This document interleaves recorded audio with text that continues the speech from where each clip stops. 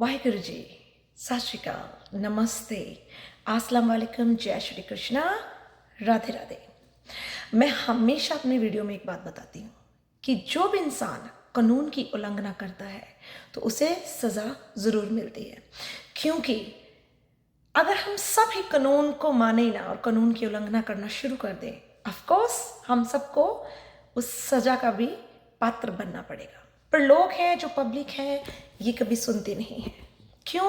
क्योंकि हमारे खासतौर पंजाबियों के खून में जो गर्मी है, जो आक्रोश है, ये बिना सोचे समझे किसी भी भीड़ का हिस्सा बन जाते हैं। खासतौर हमारी नौजवान पीढ़ी, वो भी अनएजुकेटेड पीढ़ी जो पढ़ी लिखी नहीं है, जो गांव से उठती हैं, जो सिर्फ सुनी सुनाई बात पे भरोसा करके एक भीड़ का हिस्सा बन के बाद में अपने ऊपर सेक्शंस, धारा, एक्ट्स लगवा लेते हैं और फ्यूचर खराब करवा लेते हैं। अब मैं बात करने जा रही हूँ, ये जो इन्होंने 3 तारीख को लखे सदाने ने जो रैली वैली की थी, उसके सीएम जी के वो जो घर था बंद पड़ा उनके गांव में। देखो, हिम्मत नहीं पड़ी बंदे की कि सीएम हाउस चंडीगढ़ में है, वहां जाके रैली करे। पता था डंडे बड़े पड़ेंगे, इसलिए कहाँ पे जाके धरना लगाया?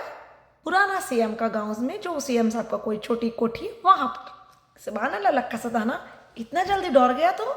अच्छा, तो इस पे 17 लोगों पे इस पे एक्ट लगाया, चार्ज लगाया। ये 3 तारीख को जो हुआ था, धनोला पुलिस ने इस पे सरपंच है जो गांव का, और लखे का भाना सिद्धू का जो पिता है, उसकी 2 बहनें हैं, ब्रदर है, और उसकी जो दोस्त है, इन सब पे इन्होंने 12 धाराएं लगाई हैं। हाईवे नेशनल एक्ट, पंजाब, रेंशन of the damage to property and private properties. उसके बाद जो इन्होंने इसके ऊपर लगाया एक्ट आईपीसी 283, 186, 353, 289, 427, 307, 148, 168, ECT एक्सेट्रा। अभी और बहुत है जो मैंने नोटिस में नहीं किए। उसके बाद जो भाना सिद्धू की सिस्टर है किरण पाल कौर, ये भी शामिल है इस एक्ट में। भाने का भाई अमना, उनका पिता बिक्रमजीत, और भाने की एक और सिस्टर है सुखपाल कौर, और जो उस गांव का सरपंच था सरबजीत सिंह, और एक है कुलविंदर सिंह खालिस्तानी, लखा सधाना, ये क्या है, गुरविंदर सिंह गागा, सुखपाल गिल, बलजिंदर सिंह किंदा। सो बहुत ऐसे नाम है कि अगर मैं नाम लेने लगी तो शायद वीडियो कम पड़ जाएगी। सो असली मुद्दे पे हम आते हैं। मुद्दा यह है कि इन लोगों ने, जिन लोगों पे एक्ट प्रोटेक्शंस लगे, इन लोगों ने वहाँ पे जब रैली का हिस्सा गए हैं तो प्राइवेट प्रॉपर्टी डैमेज की, सरकारी हाईवे पे प्रॉपर्टी डैमेज की, पुलिस तक को उन्होंने धक्के मुक्के मारे। तो ये क्या? कानून की उल्लंघना, लॉ एंड ऑर्डर को अपने हाथ में लेना।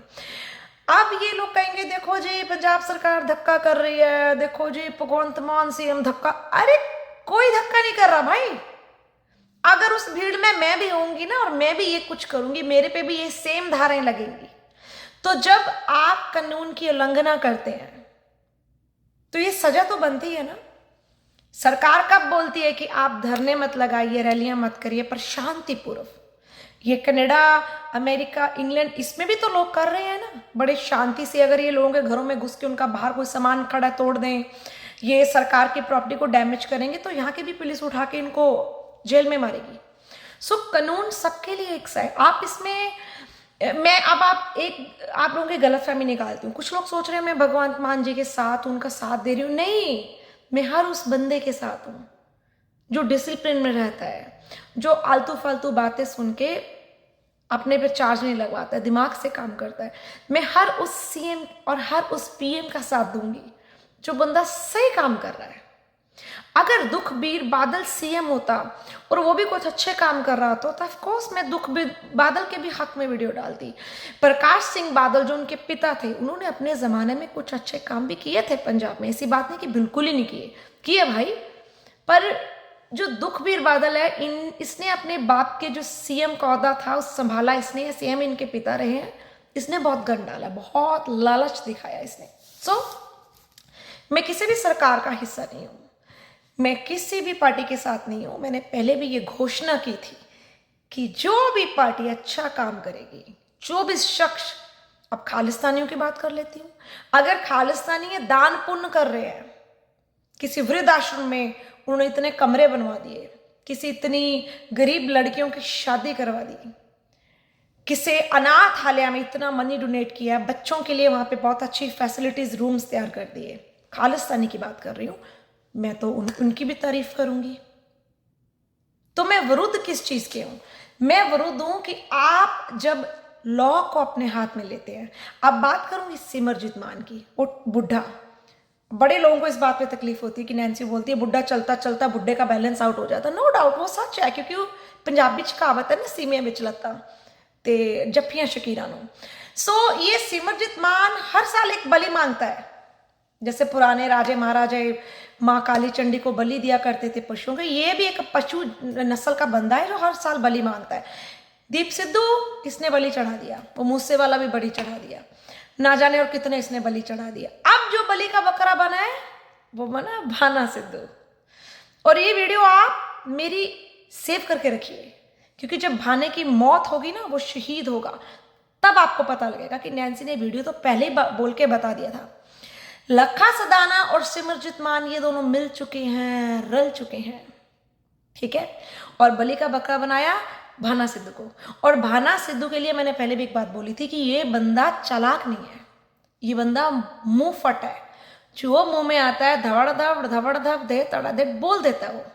वो दिल में नहीं रखता, वो मुंह पे बोल देता है। हाई टेम्पर है, यंग एज है, गुस्सा दिमाग पे है। तो जितने ये सिमरजीत मान जैसे, लखे सदाने जैसे लोग हैं ना, ये हमेशा हमारी नौजवान पीढ़ी में से ऐसे बंदे को पिक करते हैं जो बंदा शॉर्ट टेम्पर होता है। क्योंकि शॉर्ट टेम्पर वाले को कंट्रोल में करना, उसको भड़का के उल्टे सीधे काम करवाना, ऐसे लोगों के लिए, शैतान खोपड़ी के लिए बहुत आसान होता है। तो भाना सिद्धू ने अपने ऊपर इतना चार्ज लगवा लिया है, उसकी पूरी फैमिली रगड़ेगी है। फैमिली इसलिए भी रगड़ेगी है क्योंकि भाना सिद्धू की जो एक बहन है, उसका जो हस्बैंड है, उसने अपने सके भाई का मर्डर किया है जमीन और जायदाद के पीछे, और वो बंदा जेल काट रहा है मर्डर केस में। और भाना सिद्धू ने वही, जिस उसके भाने के जीजे ने जो मर्डर किया अपने सके भाई का जमीन के लिए, उसकी बीवी और 2 बेटियां, उनके बेटा नहीं है, तो वो बीवी से 22 किले उन बेटियों से जमीन भी छीन ली, उनकी कोठी छीन ली और जबरदस्ती अपनी बहन का कब्जा करवा दिया। अब सरकार उस पर भी वर्कआउट कर रही है। वो उन बच्चियों को, उन बेटियों को, उनकी जो प्रॉपर्टी, उनके पापा का जो हक है वो मिलना चाहिए। क्योंकि ये सेम हमारे साथ भी हो चुका है, हमारी फैमिली में। जट फैमिली में लड़ाइयाँ क्या है? जमीनों के पीछे। तो मेरा भी एक कमजोर चाचा है जिसने मेरे डैडी की डेथ के बाद दादी से अंगूठा लगवा के सब कुछ चाट वाट गया। अब ऑस्ट्रेलिया को निकल गया। ऑस्ट्रेलिया में कुछ शहर है पर्थ, वहाँ पे रहता है वो। सो अभी तक हम कोर्ट में उस चीज़ की फाइट कर रहे हैं। 15 साल से हमारी जंग चल रही है कोर्ट में उस जमीन को लेके। सो ये जट्टों में एक नॉर्मल बात है कि भाई ਨੂੰ मार दिंदा है, कत्ल कर दिंदा है, पुत प्यो ਨੂੰ मार दिंदा है जमीन पीछे। क्योंकि ऐसे लोगों के पास जमीर ही नहीं होता है, उनके पास दिल नहीं होता, जो अपने ही ब्लड को मार रहे हैं ये लोग। तो कहाँ से वफादार होंगे ये? और यही लोग बोल रहे हैं हम खालिस्तानी हैं, तो कहाँ से ये वफादार होंगे जो अपने ही नस्लों को खुद ही मार रहे हैं? सो भाना सिद्धू को अगर लोग फैन फॉलोज है ना, उसको प्यार करते हैं, अगर आप चाहते हैं भाना सिद्धू लंबी जिंदगी जिए, तो इस गेम को समझिए। ये राजनीति है भाई। राजनीति में आने के लिए मुझे बहुत अवसर मिले थे, बहुत मौके मिले थे, पर मैं राजनीति में कभी आई नहीं। मैंने सिर्फ एज ए बुलारा अपने आप को यूज किया। रीजन कि ये राजनीति और बड़ी गंदी चीज। आप इस राजनीति में किसी पे भी भरोसा नहीं कर सकते हैं, क्योंकि राजनीति, नाम ही राजनीति है, तो भरोसा कैसे करेंगे? तो भाना सिद्धू बनेगा बलि का बकरा।